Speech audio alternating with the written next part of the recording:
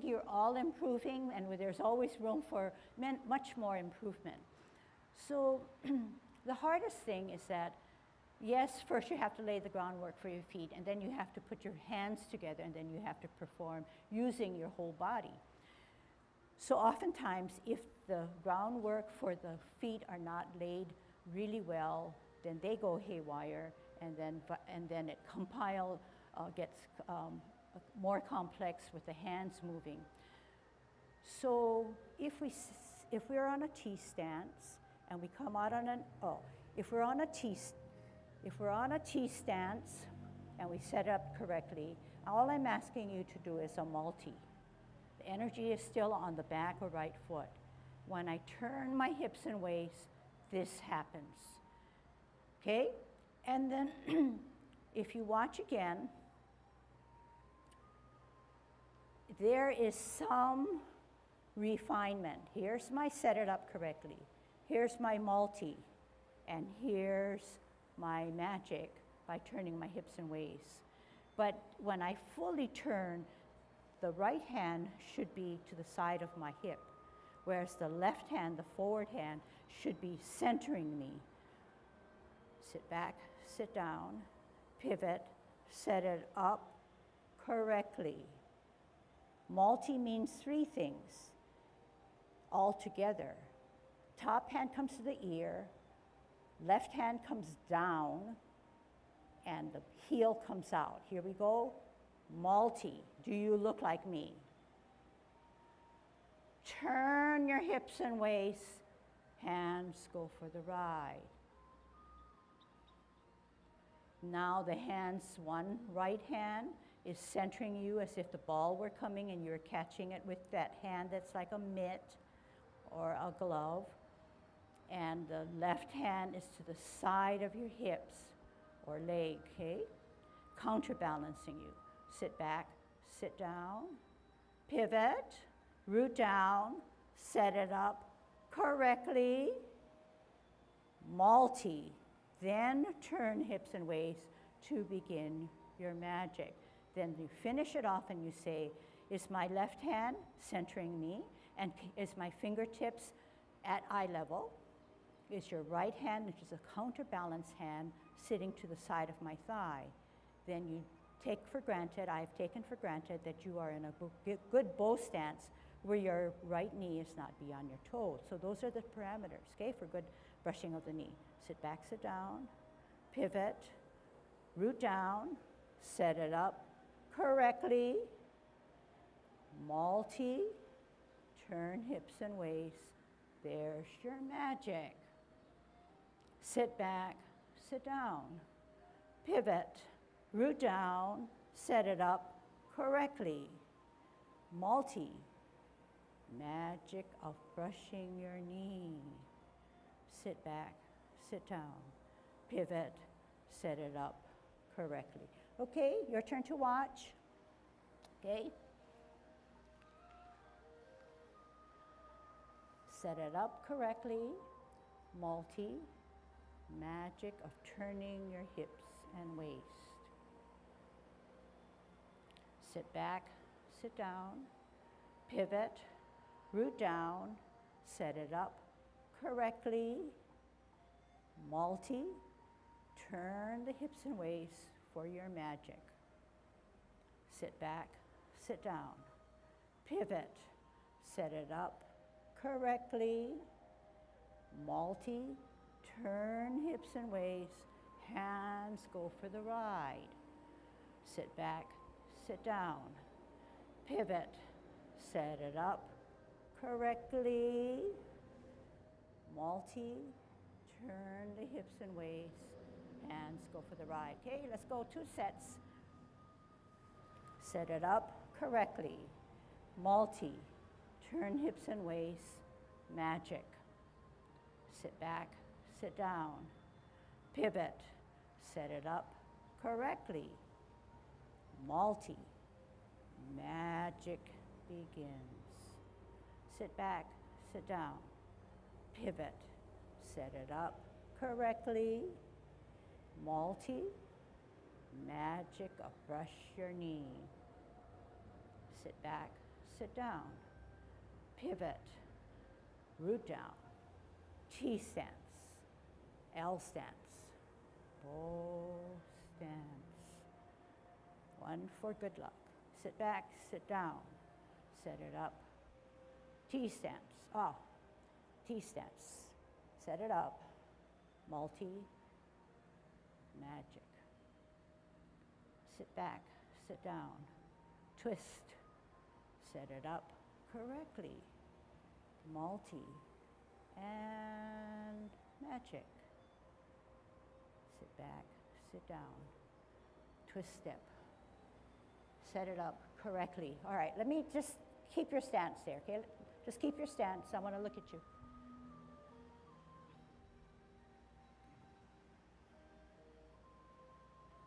Okay, more or less. In the area of setting up correctly, you're in the area, okay? But let's fix it a little bit more. So if you're conscious and aware of what it is to set it up correctly, more than likely when you multi, it'll make more sense. So when you set it up correctly, remember one hand comes like it's pointing to your shoulder, and the other one is up higher. So this one can't come down like this now. It has to come here because you want that sweep. But if it's down here already, there's hardly a sweep. And it's not just a hand motion, but it's being dictated by your hips and waist. So if it's down here, there's not going to be much of a sweep. But if you have it here, and then you can sweep. So you have to set it up correctly. And if it's not set up correctly, the multi will not matter, and the magic will never happen. Look at it that way, okay? So there's... When Lucille said you set it up, what you're trying to do is get into a very stable pose, upper and lower part of the body balanced with the center of the body. If you're too much this way and too much here, you're not really there. If you're out, this hand is almost center. This hand is out here. This leg is propping you up a little, but the main force is here and here. And then she said, set it in motion. From stable position, you begin unstable position because you want to get to another stable position. The role of the hands, if you bring your hand up too early, you're going to be a little premature in your setting up, or you've gone too far. You need to be, both hands go up, and they're sort of out. And then when you say, okay, I'm going to move, then her magic starts. This goes down, and this comes up. And while you're doing this, you're still at home. It's a very stable position, but you're gathering power because you're going to turn your body. Okay?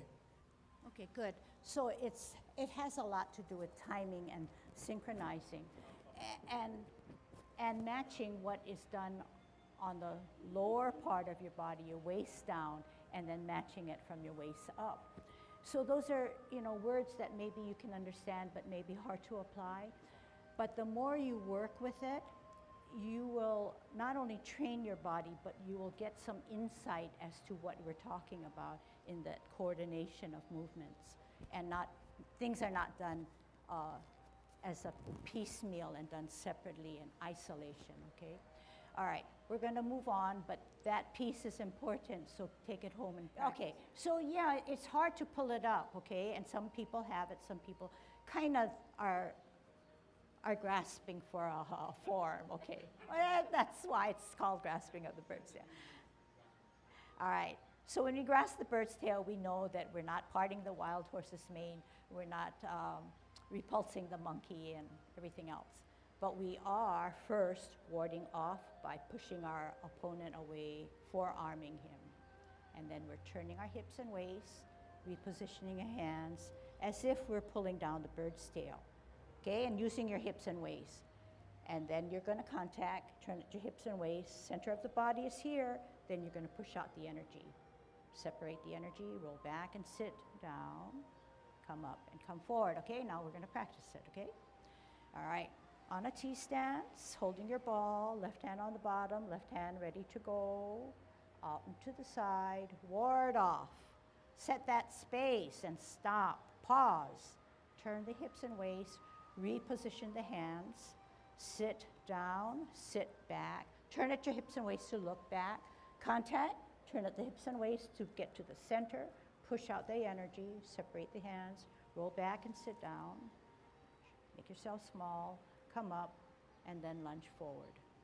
Sit coming back, sit down, sit back, twist step, center with a ball on a T stance, out and to the side, forearm your opponent, pause, turn the hips and waist, reposition the hands, sit down, sit back, turn at the hips and waist to look back, contact, turn at the hips and waist, find that center, then push out the energy, separate it, roll back and sit down, and come up, and then forward. Sit down, sit back, twist step, form your ball on a T stance, bottom hand advances out in an L, ward off your opponent, pause, turn the hips and waist, reposition the hands, sit down, sit back, turn at the hips and waist to look back, contact, turn at the hips and waist, push from the center, separate the energy, roll back, sit down, come up, then forward. Twist step, T stance on a ball, L stance, ward off, pause, turn hips and waist, grasp the bird's tail, contact, push from the center, roll back, sit down, come up, go forward. One more time. Sit back, sit down, twist, hold your ball, T, L, ward, off, pause. Turn hips and waist, reposition to sit down. Turn at the hips and waist to look back. Contact, turn again, push, separate, roll back, sit down, come up, go forward. Twist, ball and T, L, ward, off, pause. Turn hips and waist, grasp the bird's tail, contact, middle push out, separate and roll back, come up, and then forward. The movement we're doing is called grasping of the bird's tail. But first we ward off. Ward off is very unlike parting of the wild horse's mane. So listen to that again. Warding off is very different from parting of the wild horse's mane. When we part the wild horse's mane, we're going up the horse's mane. When we're warding off, we're establishing a forearm movement. So do not give me one of these guys, because sure, you're going to be a prey to your opponent, right? You want to be able to use your energy to push the guy away. Whereas in parting of the wild horse's mane, there's nothing to defend. We're just going up his mane, okay? So don't mix the two, and do not then start to ward off, but then go up the horse's mane. So all we're asking you to do is come out on an L and forearm him, okay? You pause, turn the hips and waist, reposition the hand, and then leave the hands there and the body, your hips and waist, and sitting back, sitting down, turning at the torso or the hips and waist, contacting, turn at the hips and waist, pushing out. So there's very little hand movements other than what's attached to the body, okay? And that's what we're trying to establish within ourselves, that every time we move, to make it flow and to make the energy work for us, we have to use the core, whatever is our central in our body, as well as the hips and waist, and the hands just go for the ride. That's how you get fluid movements and continuity. Okay, So it's an ongoing thing, but the more you practice it, the more what I say will become more meaningful.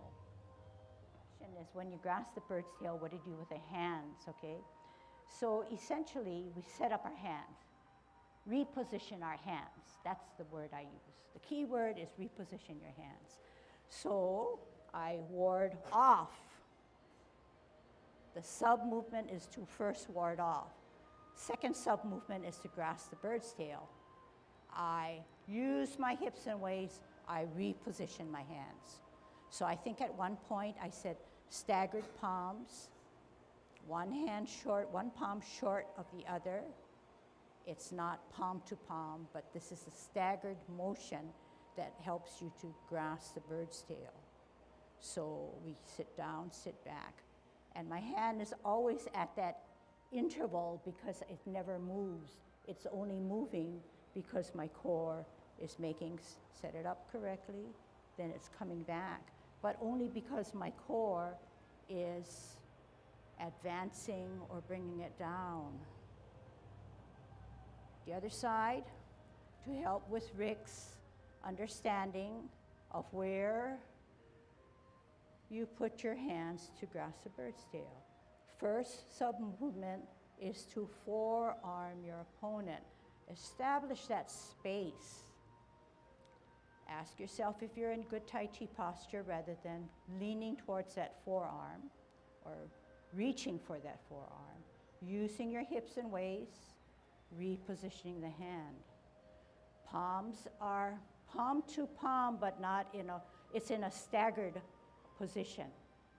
Then you're going to leave your hand there and you're going to use your core to sit down, sit back. How do I get back there? I turn my hips and waists. Eye contact. I turn my hips and waists. Center. Then I push the energy out. Is that better? Okay. All right. Anything else? Yeah, one thing more. The image of the hands is block, float out, and turn, so you can be on the outside of your opponent. And this hand, from the original, it switches. It's to grasp the person, and you've got the arm of the person, and then you push with this hand, and you pull them back. So the reason you're here and you switch is because you're wanting to grab with this, and you wanted to push with this, and your body just rotates and pulls it backward. Okay, good. So the martial art intent is a good imagery as to why you're doing things. And if Tai Chi is based on martial arts, you don't want to float around too much because that's not the intent. Okay?